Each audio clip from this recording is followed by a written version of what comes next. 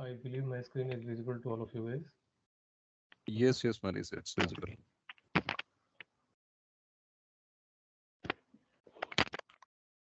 Okay, so let's start.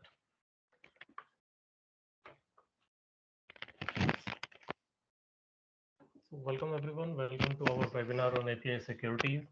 In today's digital age, APIs have become the backbone of modern applications, connecting different systems and enabling seamless data and doing all lots of exchange on the web application. However, with the growing number of APIs comes an increased risk of cyber attacks, making API security, taking care of API security is a critical concern for businesses for all the site. It doesn't matter what is like whether you are group of 100 or you are group of one, whether you are individual. In this webinar, we are going to have a closer look to all the current API security landscapes and explore the latest threats, solutions to help you protect your APIs and keep your business secure. I am Manish and I'm excited to be your host for this session. So let's get started. So this is the overall idea of how this webinar flow will be. We will talk about API security. We will talk about some trends in API exploitation. We will have some recent API attacks in numbers as well. We will talk about impact of attacks, and of course at the end we are going to talk about mitigations. We will have a Q&A session in the end, but in between two, I will give you some time to ask questions. So be prepared on the go as well.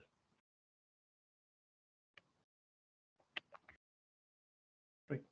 So before starting this API security, we have to understand what exactly is API. So API stands for Application Programming Interface. That's a mechanism that enable two software to communicate in between each other using some set of rules or protocols.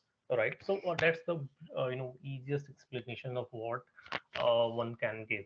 But if I want to elaborate it, I can say like it's a set of protocol, routines, and tools that developer use to build software applications. APIs allow different software systems to communicate and exchange data with each another, making it easier to develop applications that rely on external data or services, right? For example, let's say you are using a weather app on your phone to get the current weather condition in your area. We all use weather app, right? So the weather app gets its data from weather API that's provide the current weather condition, forecast, and all the related information regarding it. So when you open the app and you send the request to the API, which then process in the back end, and it fetches the relevant data from the server, and then only you are getting the exact information on your device. So between your cell phone and the server, all the work, all the hard work is being done by APIs. So that's the beauty of it. And believe me, 90% of the websites are now running API and they work like a gimmick. So if you're talking about API, of course, there will be API security all the time. And API security refers to the practice of preventing or mitigating attacks on APIs. Of course, APIs run in the back end and it's communicate with the server. It means there is a bigger scope for a pen tester or hacker to target your APIs and do some personal information leakage. So API security actually encompasses a range of security measures, including authentication and authorization, encryption, access control. There is something called rate limiting, monitoring, logging, and monitoring. These measures are used to secure API endpoints, prevent unauthorized access, and detect and respond to the security threats in the real time. Additionally, if we're talking about API security, it also involves ensuring that the underlying infrastructure and systems support the API which are secure. So as you can see here, we are in the diagram, we are getting some API security with some words written over there. There is broken user authentication, there is injection attacks, there is lacks of encryption.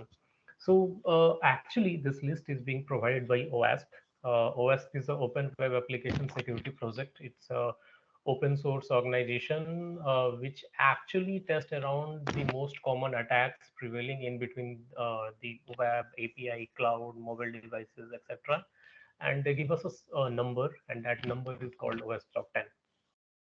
So if we are talking, if we talk about the OS top 10, so there are most common 10 risks, and I'm going to give you the brief description of each and every list. I will try to make it as simpler as you can understand.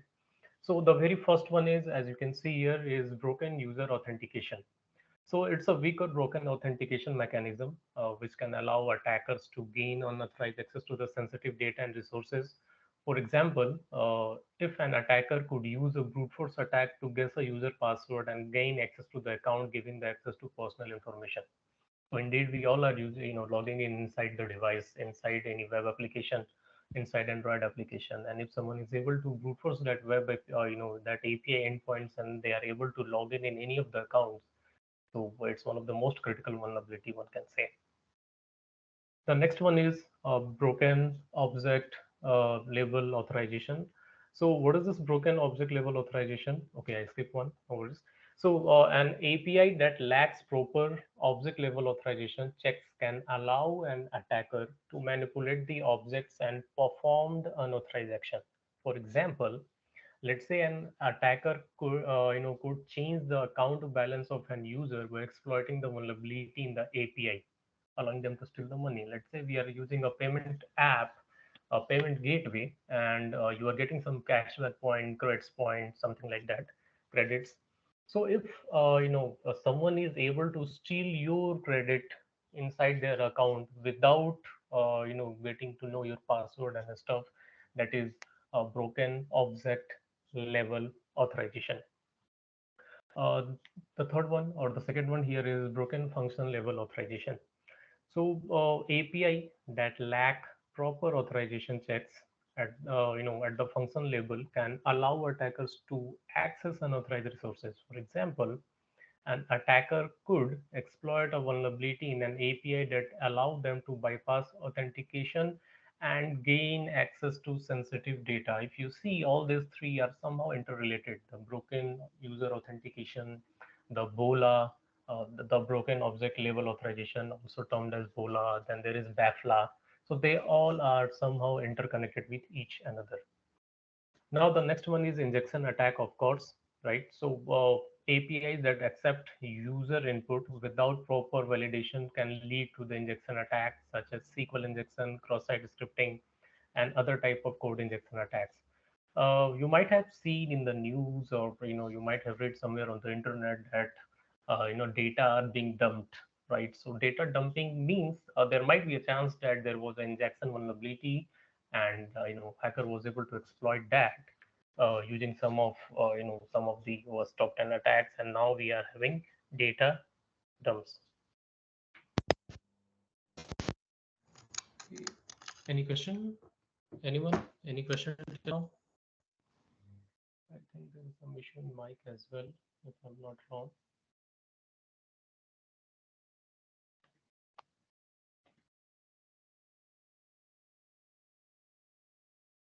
Anyone? Any question? Or we can proceed further. Melissa, you can proceed. I think there is no question All from good. anyone.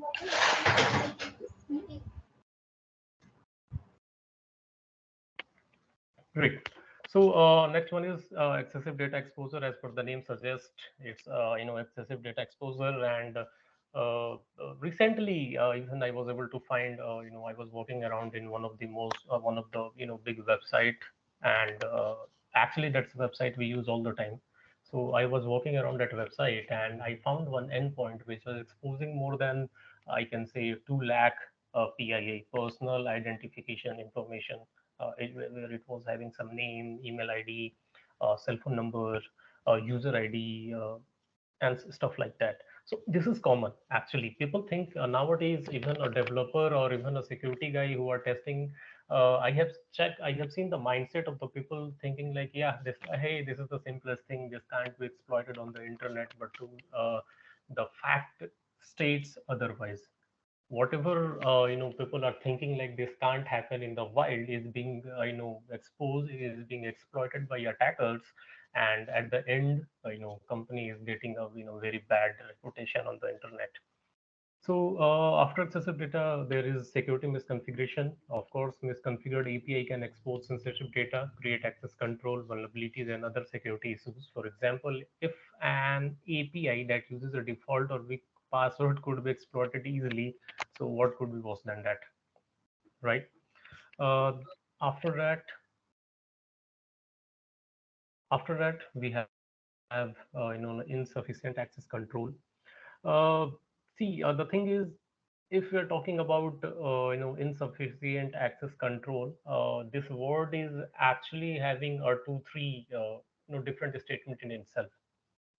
If I'm talking about access control, it means I'm talking about authorization and authentication as well. And to be frank, this authorization and authentication, people usually mix up it. We are also talking about some monitoring and logging. If you are running a firm, if you're running a show, or you are a developer, or you're a security guy, uh, even in security, we have defensive one who try to log and monitor all the stuff. So you have to make sure that whatever the asset is exposed on the internet is being monitored. You know exactly at which time how many API calls are being made, why suddenly there is a random calls, whether someone is doing some DOS attack or brute force attack, something like that. So this access control should be there all the time. Lack of encryption by default, it's being told by each and everyone, all across our colleges, schools, and everywhere, that always use TLS SSL, always use HTTPS website.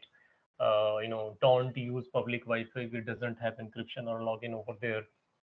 So, of course, if you are doing, if there is no encryption and someone is sitting in between you and your router, it means he's able to get all the, he can follow the data, whatever the credential you are typing, whatever the stuff you are writing on the internet, whatever the search you are making, and it can be, there can be, information leakage. He will be able to get access of your account and so on. So a lot can, come over there.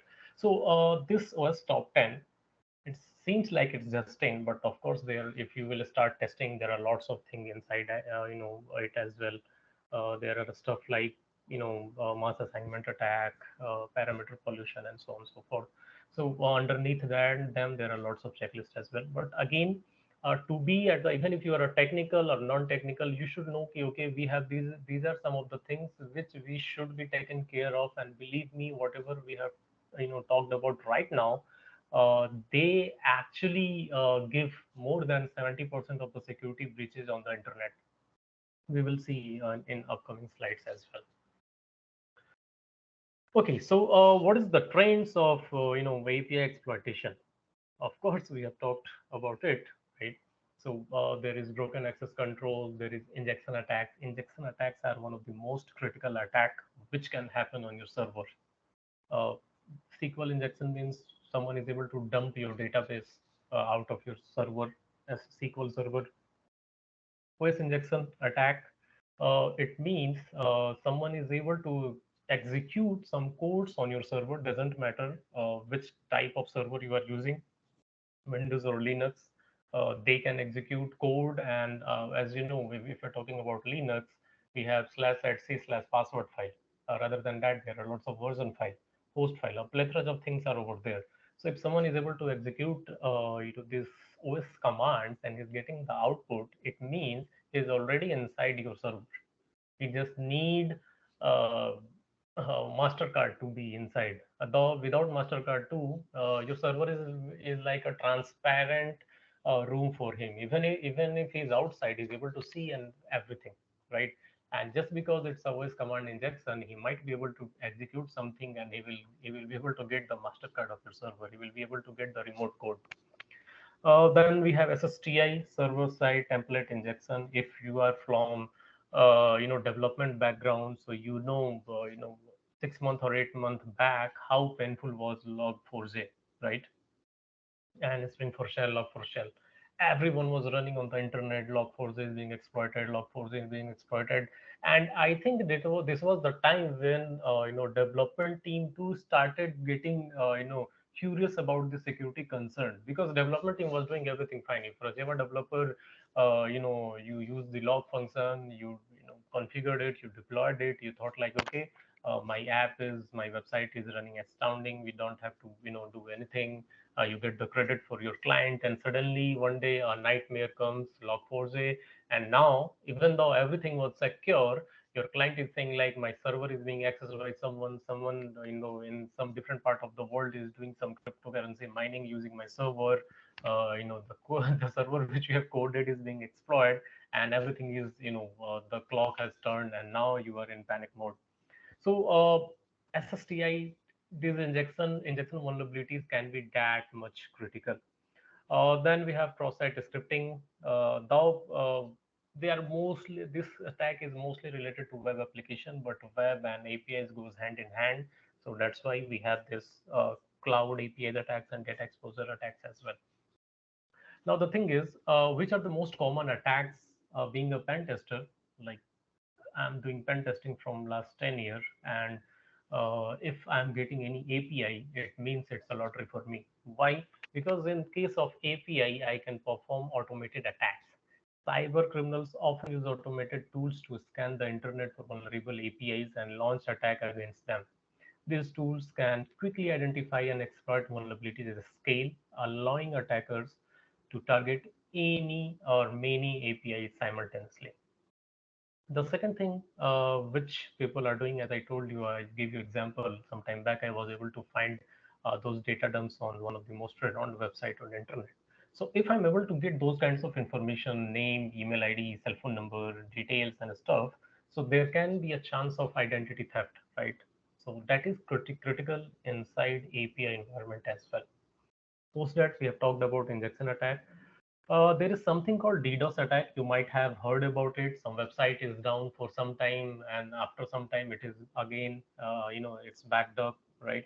So that is DDoS attack. It is also termed as like the full form is distributed denial of service attack, and it can be used to overwhelm any API with the traffics, right, causing them to become unavailable for a legitimate user or for a particular area.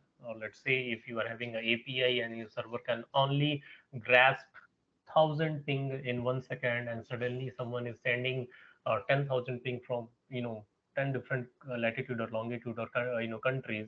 It means your API will be exhausted, and all the people who will be connected via that server in your area, in a particular area, won't have access to the server. So that is DDoS attack. There is data manipulation as well. Believe me, that's a most common attack nowadays. If I'm a user one, I'm inside a web application, let's say e-commerce website, and without getting access of user to credential, I can change his details. I can change his reviews and everything. So that is data manipulation, and it's going all in the wild as well. So if we are talking about this is the most critical thing. Why this is the critical? Because this will be a red flag, or awakening for you that company like this can be hacked, can be breached as well. Using this broken function level access, Texas Department of Insurance was being breached, and 1.8 million accounts were exposed on the internet due to BOLA, object level authorization. Flex Booker, 3.7 million accounts was exposed. Account exposed means there can be lots of information. Recently, if you remember, it was actually in the wild as well. I think in 2020, hacker gained access to high-profile Twitter accounts, including those of biggies inside from the US as well, and they tweeted messages promoting a Bitcoin scam, right? And the attackers used a spear phishing attack to obtain employees' credential and allowed them to access the internal Twitter administrator tool. So if you remember, it's not long back. Recently, a couple of months back, Twitter account of lots of celebrities were breached, and hackers were tweeting about some cryptocurrencies, scam, saying like send us two Bitcoin, we will make it four and something like that.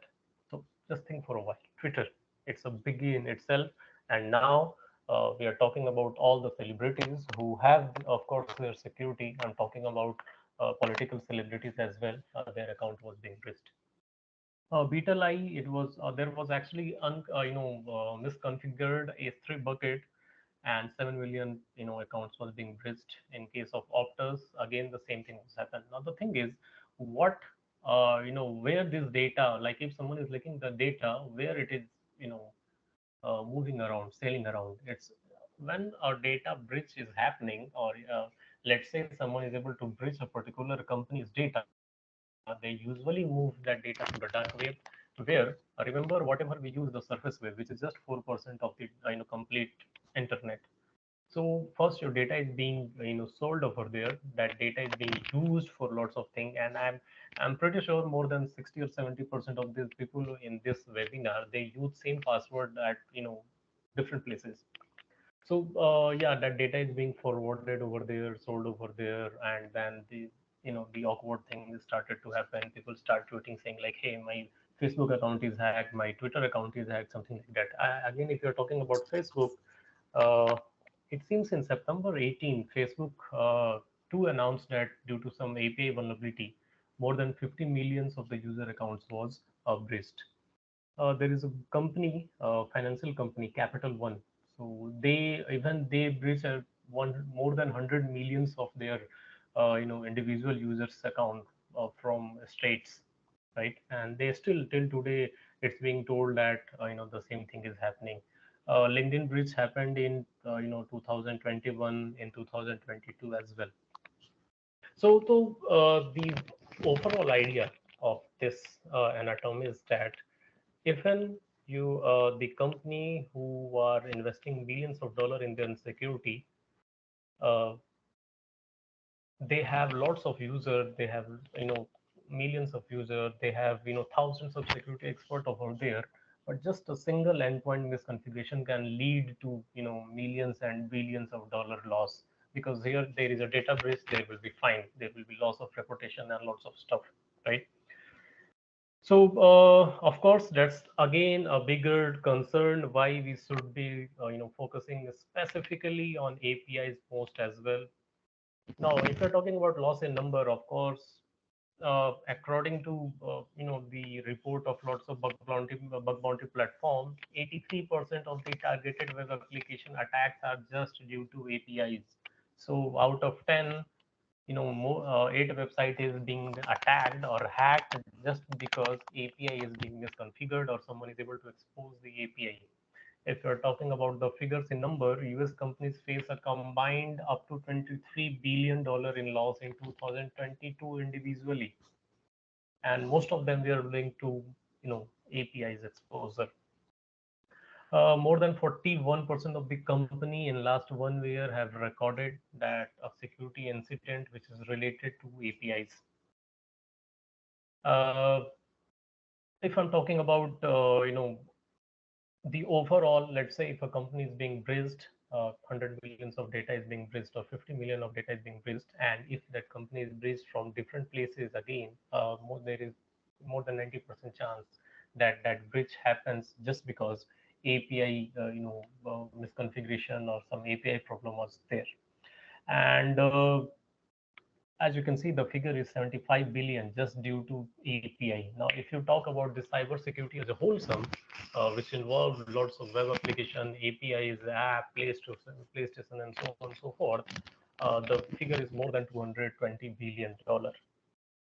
So again, a bigger risk.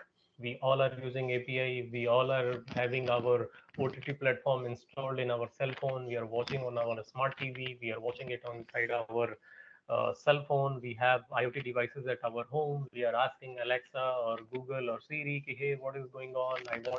I want you to retrieve this information." And in the back end, API is doing all the magic work. He's doing all the API is doing all the hard work, but we never know, we never understand if API is running in the back end, doing all the needful stuff to make our life easier, is there any security concern, or is API leaking something in between as well, which can't be seen? There was a survey, from one of the most reputed survey company, and they were saying that 70 to 80% of the people never knows if their data is being breached. There was a survey again after the Facebook hack. The survey was saying that again inside India as well. If I'm talking about India, so inside India as well, more than 80% of the people never change their password even after getting to know that 100 million account Facebook account has been compromised. So I think it's a big alarming concern for everyone who is playing around, and the impact which API attack give, the data attacks, data leakers give is compliance and regulatory issues like in Europe, States, United States. Uh, if there is a data leak, then the company you have to give fine, which is in millions and billions. You might have seen in news, you have heard somewhere as well. Each month something is happening. Some company is paying billion of dollar or million of dollar as a fine. Data, of course, data theft is being misused. There is legal consequences as well. Lots of companies are actually, this happened in the United States as well. Lot after Facebook breach, lots of company, sue Facebook, and it was not good for the Facebook.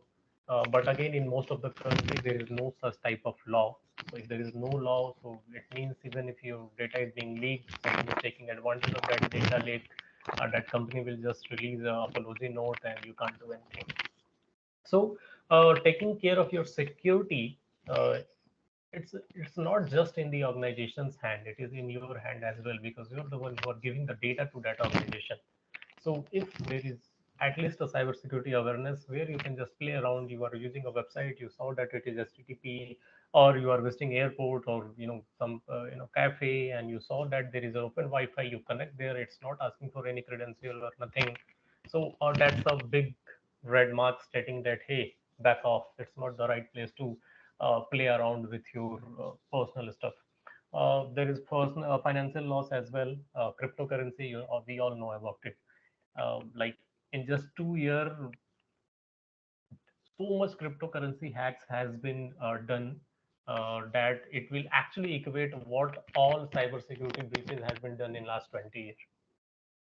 There is business disruption, of course. Once your company data is in the wild, of course, it will be hard for your people to talk to new client and give them to make sure that they trust you and to gain the trust over what happens in the past, and which comes with reputational damage as well. Now, what are the mitigation? That's the most interesting thing, right? So what all you can do, as you can see, let's say the very first thing to mitigate this kind of attack, use strong authentication and authorization. Implement a strong authentication mechanism to ensure that only authorized user and system can access the API. This could include a JWT token, zero OAuth, or any token-based authentication, right? Implement rate limiting. If someone is, you have seen in cell phone or in most of the OS, if you're typing three or four times wrong password, your account is blocked, right? Validate input and output data, right? Like if someone is if a user is typing something at the client side, at their device side, make sure that you are cross-checking it to what it is. You have to miss if someone is trying to call a particular endpoint which doesn't have permission, like for normal user to be called from, stop him, saying like you are not allowed to access this resource, right? Implement encryption and data protection. Always use TLS SSL. Always use I think nowadays SSL is free as well. Even if you have a blog website or normal website, SSL is free. So even after giving free SSL, if a website is not using HTTPS over HTTP, so again it is a big red mark to back off. Always monitor your assets on the internet. It should be there. It should be best practice. Just like nowadays, you all have your CCTV camera inside your home at the door. It's a general practice nowadays if you are living in big city, right? So just think like if you have any asset on the internet which can be accessed through from any part of this world, in that case you have to make sure that you are logging it and checking it what all is going on over there. You have to update it. You have to update all your softwares running over your. You have your server, right? Just update it. Always track the latest vulnerabilities found. Let's say you are using a version Windows version, something dot something. So you just track down that version and see if there is any release or any 0 day or any kind of vulnerability being patched. Patch it all the time. And lots of you guys are using Android or iOS. I have seen in iOS a lot of people don't update their iOS in the first couple of months, thinking that it will impact the the uses, how he's using the cell phone, or it will impact something inside their device. But that's a bad practice. Being an attacker, if I know there is a patch and even I know some percentage of the target audience is not updating it, it means now I know how to be inside your cell phone and you are not closing the door. So it's a big win for me, right? So these are all the mitigations which you can do. Rather than that, you can actually use some API gateways and firewalls to secure your APIs. What is this API gateway? It acts as a single entry point for all the API requests and can help manage, authenticate, and authorize those requests. It can also perform some functions such as caching, load balancing, and locking, and it can do a lot of magical things if you're not from the technical world to your APIs. And what are the firewalls? We all have, like in our cell phone by default there is firewall. In our laptop there is firewall, right? So it's a security device that can monitor, control the traffic. You can actually create a set of rule inside your firewall. Okay, you can if you will tweak around your laptop, you can actually create a rule. With this website should be visited, this website shouldn't be visited. I don't want any access coming from internet to my laptop and giving back some data. You can actually create a rule and stop it. In case of web application, you can use WAF, which is web application firewall. This firewall is specifically designed for web application. It means it will deal with 90% of the time. It will deal with the latest web application vulnerabilities in the wild, right? So by using API gateways and firewall, organization can better protect their APIs from most of the security threats and ensure that the conjunction with the security measures such as authentication, access control, and encryption is due taken care of. Okay, so any question till now?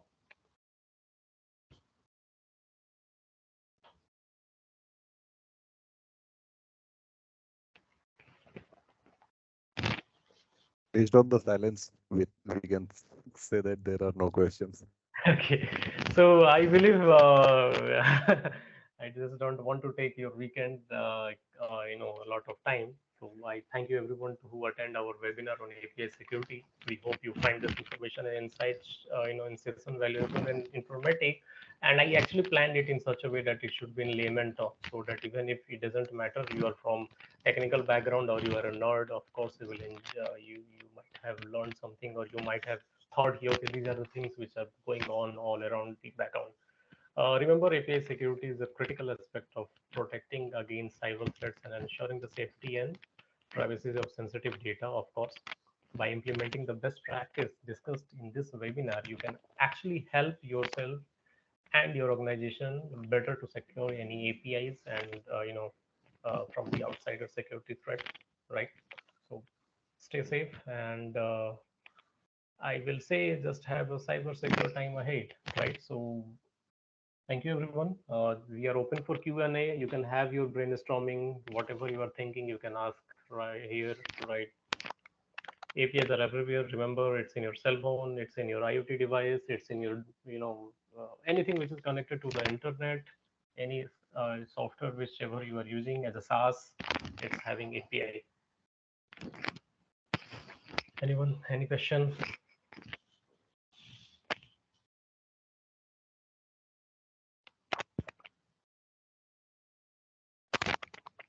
Okay, doesn't seems like. Thank you so much, Manish, for your time, taking out from your tight schedule and giving us valuable lesson. Okay. Thanks, Thank you, Manish. It everyone. was informative. It was really informative. Thanks, Manish. Pleasure is all mine, sir.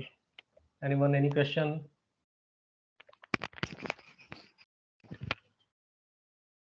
Okay, then thank you, everyone. Thank you for joining over here. It was nice having you guys as an audience. Have a cyber Thank safe you. day Thank you, ahead. Manish. Take care. Yeah.